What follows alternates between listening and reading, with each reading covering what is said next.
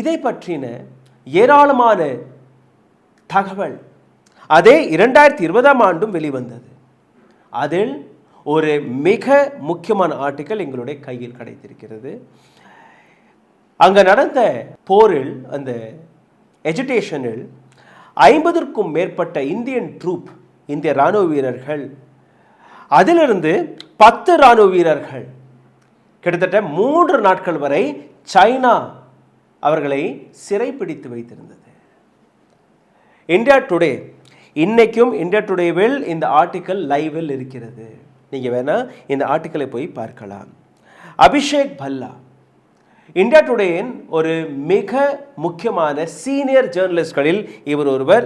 இவர் நேரடியாக அங்கே நடந்த பல விஷயங்களை ஆய்வு செய்து 2020 ஆண்டே இந்த ஆர்டிக்கலை எழுதியிருந்தார். ஜூன் மாதம் 25 2020 ஆண்டு.